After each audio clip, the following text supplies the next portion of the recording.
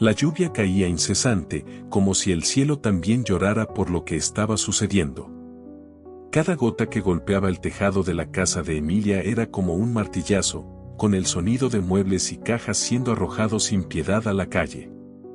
Las ventanas de la casa, empañadas por la humedad, parecían velos que ocultaban la dolorosa realidad. Una anciana de 80 años, despojada no solo de su hogar, sino de la dignidad que tanto había luchado por mantener. Emilia permanecía de pie en el umbral de su casa, encorvada no solo por la edad, sino por el peso de la traición que cargaba en sus hombros. Sus hijos, Mario y Paula, quienes alguna vez fueron su orgullo, ahora eran los verdugos de su tristeza.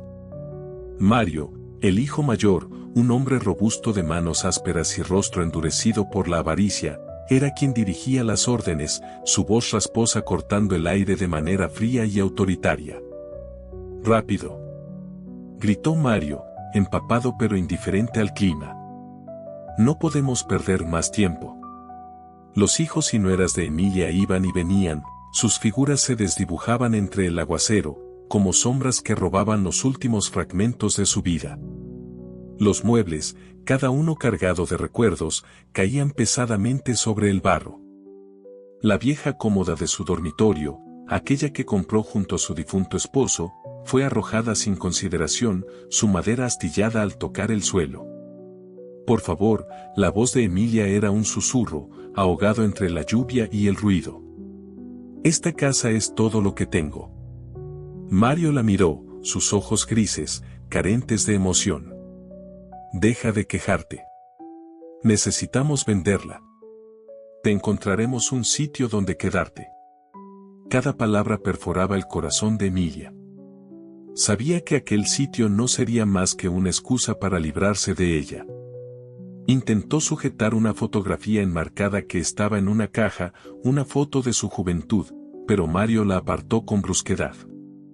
Cayó sobre el fango, la imagen de una joven y feliz Emilia ensuciada por la tierra, igual que su vida en ese momento. Horas después, cuando la casa quedó vacía, Emilia se quedó mirando las paredes desnudas. Ese hogar, que antes estaba lleno de risas y recuerdos, ahora era un cascarón vacío, igual que ella. Sin rumbo, se sentó en un banco del parque cercano, sintiendo la lluvia mezclar sus lágrimas con el frío de la noche. Los días siguientes fueron un torbellino de incomodidades. Marta, su amiga de toda la vida, le ofreció un lugar donde quedarse, pero aunque su generosidad le brindaba un poco de alivio, el dolor no disminuía. Cada rincón de la pequeña casa de Marta le recordaba lo que había perdido. Sin embargo, aceptó una invitación para una cena familiar en la casa de Paula, esperando encontrar algún gesto de reconciliación o, al menos, algo de comprensión. Al llegar a la casa de su hija, sintió una sensación de familiaridad que pronto se vio eclipsada por la fría recepción. La casa estaba iluminada y llena de vida, pero Emilia sentía que estaba entrando en un escenario montado para humillarla. Desde el momento en que cruzó la puerta, percibió las miradas de desdén. Los cuchicheos detrás de ella eran insoportables. Roberto, el esposo de Paula, la miró con una sonrisa burlona, un gesto que le heló la sangre. «Mamá, deberías sentarte. No queremos que te canses tratando de seguirnos el ritmo», dijo Roberto, lanzando una carcajada que contagió al resto de la mesa. Emilia, con las manos temblorosas, intentó mantener la compostura mientras tomaba asiento. Cada palabra que pronunciaba, cada intento de participar en la conversación, era ridiculizado o ignorado. Cuando intentó contar una anécdota de su juventud, Roberto la interrumpió con otro comentario cruel. «¿De verdad crees que nos interesa cómo vivías en el siglo pasado?», dijo con una risa amarga, mientras los demás asentían. El dolor se acumulaba en el pecho de Emilia. Estaba rodeada de su propia familia, pero se sentía más sola que nunca. Paula, su hija, no hacía nada por detener las crueles burlas, y Emilia se dio cuenta de que la cena no era una oportunidad de reconciliación, sino una farsa para dejar claro que no era bienvenida. Cuando Paula comentó sobre su vejez, comparándola con un mueble viejo, Emilia ya no pudo soportarlo. Se levantó y se dirigió al baño, sus manos temblorosas mientras intentaba contener las lágrimas. Frente al espejo, Emilia apenas se reconocía. La mujer fuerte y decidida que alguna vez fue estaba desapareciendo, devorada por la humillación y el abandono. Esa noche, en el silencio del baño, algo cambió dentro de ella. Una pequeña semilla de rabia comenzó a germinar en su corazón. El tiempo no fue amable con Emilia. Poco después de aquella humillante cena, su salud, ya frágil, empeoró. Fue hospitalizada debido a su enfermedad crónica, pero la verdadera herida era emocional. En las frías paredes del hospital, donde los días se mezclaban con las noches, Emilia escuchaba conversaciones que nunca imaginó escuchar. Sus hijos, que la visitaban solo por obligación, hablaban con desinterés sobre su salud. Mientras Emilia yacía en la cama, débil y cansada, escuchó a Paula hablar con Mario. Si no gastamos tanto en su tratamiento, podemos vender la casa más rápido. No creo que le quede mucho tiempo de vida de todos modos, decía Paula, sin el más mínimo rastro de compasión en su voz. Cada palabra caía sobre Emilia como una daga. En ese momento, algo se rompió dentro de ella, pero no era debilidad. Era la chispa de la ira, el deseo de justicia por todo lo que había soportado. Mientras yacía en la cama, ya no solo pensaba en sobrevivir, sino en cómo hacer que ellos sintieran una fracción del dolor que le habían causado. Los días en el hospital pasaron lentamente. Las enfermeras, aunque amables, notaban la frialdad de su familia. En más de una ocasión, Emilia vio a una enfermera mirarla con lástima, como si supieran que, a pesar de estar rodeada de sus hijos, estaba completamente sola. El alta del hospital no fue un alivio, sino el comienzo de algo mucho más grande. Emilia regresó a la casa de Marta, pero no para continuar siendo la víctima de su familia. Durante sus largas horas en cama, había planeado cada detalle de su venganza. Sabía que no podía enfrentarlos directamente, pero había otras formas de hacer justicia. Emilia siempre había amado la jardinería.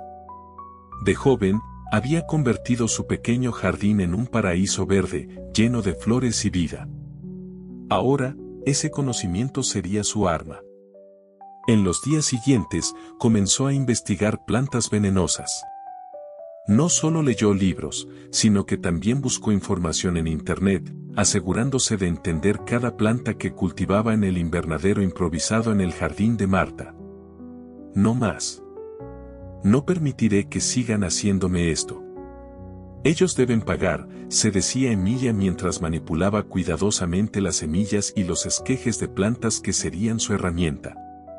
Emilia empezó a utilizar sus visitas a las casas de sus hijos para colocar pequeñas cantidades de veneno en sus jardines.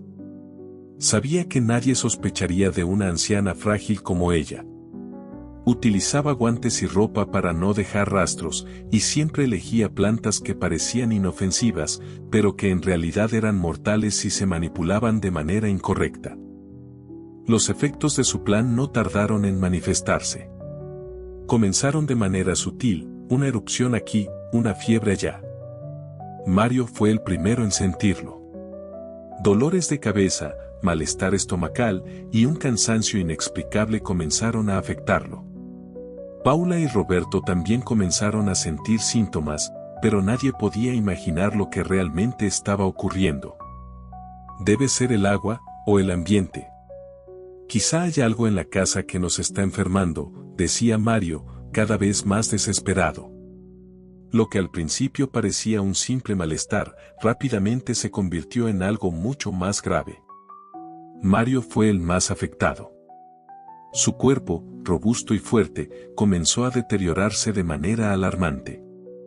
La narración de su sufrimiento es cada vez más intensa, mostrando su desesperación mientras buscaba respuestas médicas, sin éxito. Los síntomas de Mario empeoraron, y pronto los médicos no pudieron hacer nada por él.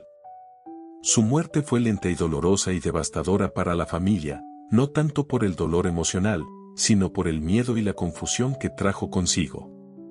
Nadie sabía qué estaba ocurriendo. Tras su fallecimiento, Paula y Roberto entraron en una espiral de paranoia. Comenzaron a buscar explicaciones para el malestar que ellos mismos sufrían, aunque de manera menos severa que Mario. ¿Y si es algo en la casa? ¿Algo tóxico que estamos respirando?, decía Paula, mientras los médicos hacían pruebas tras pruebas sin encontrar una causa definitiva.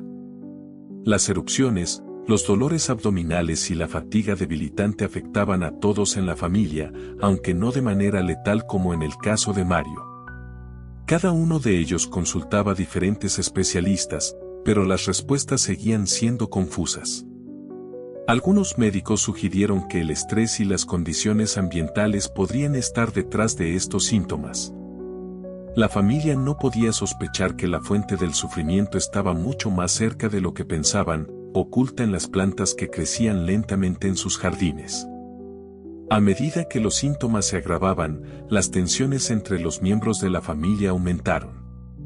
Roberto, siempre rápido para culpar a los demás, comenzó a pelear con Paula. Sus discusiones se volvieron cada vez más frecuentes y pronto la relación entre ellos se empezó a desmoronar. No puedo vivir así, Paula. Desde que tu madre vino a nuestra casa, todo ha ido cuesta abajo, gritaba Roberto en uno de sus estallidos de ira.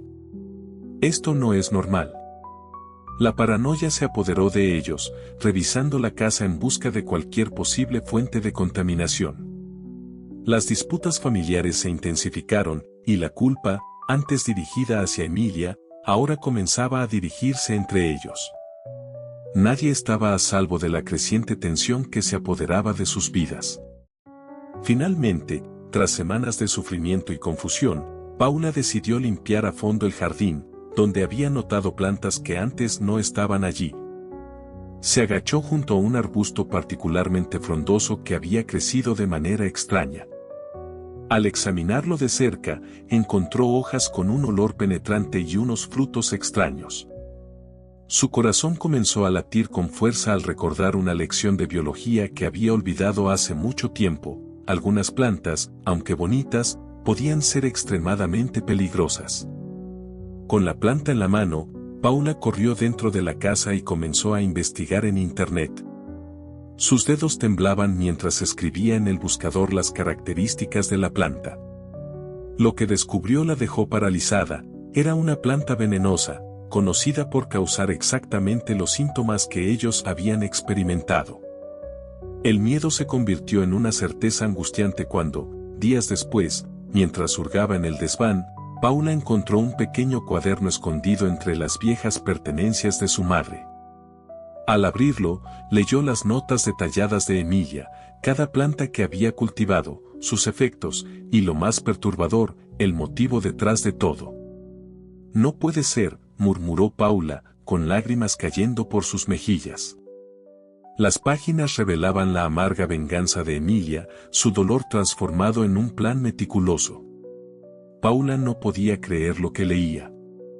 En ese instante, entendió la profundidad del sufrimiento que le habían causado a su madre.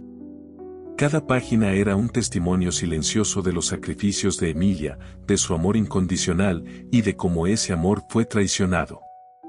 Paula, atónita y llena de remordimiento, llamó a su hermano menor, David, quien hasta entonces había estado más apartado del drama familiar. Cuando él llegó a la casa, le mostró el diario. La realidad de lo que habían hecho golpeó a ambos con la misma fuerza. ¿Cómo pudimos ser tan ciegos?, dijo Paula, casi sin voz. La empujamos a esto. Nosotros la destruimos. El arrepentimiento en sus corazones era evidente. Las risas crueles, los insultos, la indiferencia, todo eso había convertido a su madre en lo que ahora entendían como una persona rota, que solo buscaba justicia por el daño que había soportado. Emilia sabía que el momento de su venganza estaba llegando a su fin. Sentía la satisfacción amarga de haber hecho pagar a sus hijos por los años de dolor, pero también sabía que no podría quedarse para enfrentar las consecuencias.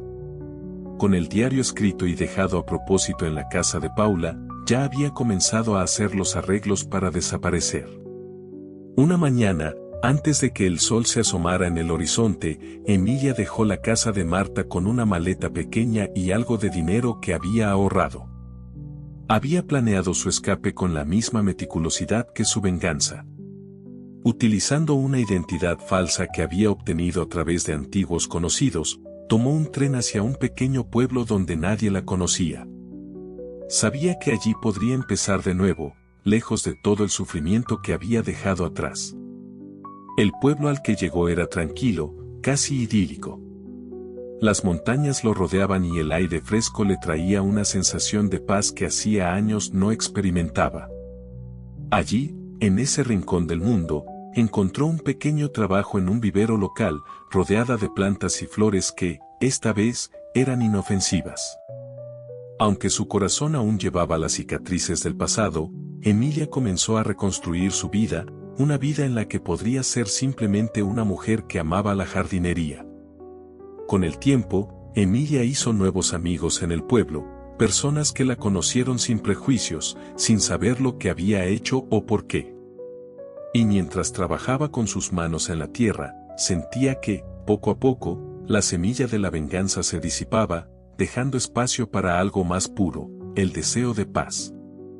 En las últimas líneas de su historia, Emilia reflexiona sobre su pasado, sus acciones y lo que significaba empezar de nuevo.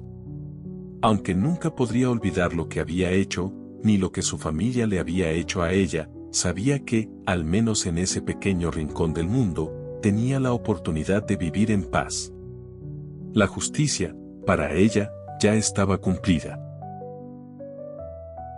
Si te gustó este relato te invito a suscribirte, ahora te dejo con la canción final.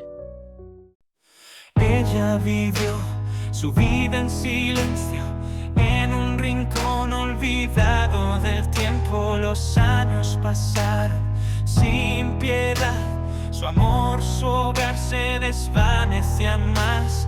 Entre sus manos solo quedan recuerdos, flores marchitas de un jardín eterno, pero el frío de la traición caló profundo y su corazón se cerró al mundo.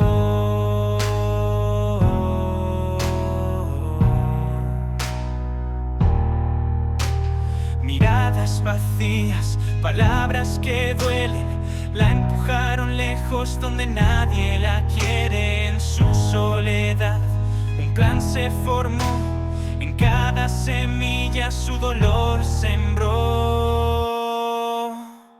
Y en los jardines de olvido, donde el amor se apagó, ella plantó su venganza con el llanto que ocultó.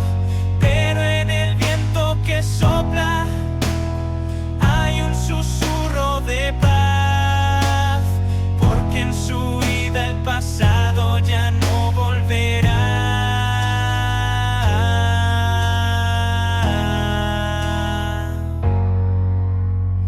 Ellos rieron sin ver su dolor, mientras el veneno crecía en flor.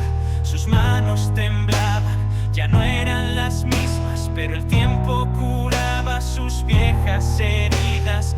Y aunque la culpa la alcanzó despacio, su alma cansada buscaba un abrazo. Se marchó lejos sin mirar atrás, con un nuevo sol que la iluminaba.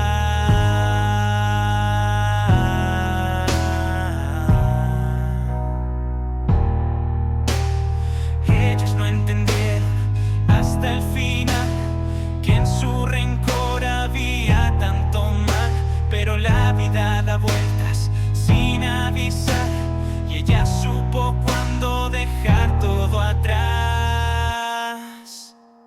Y en los jardines de olvido,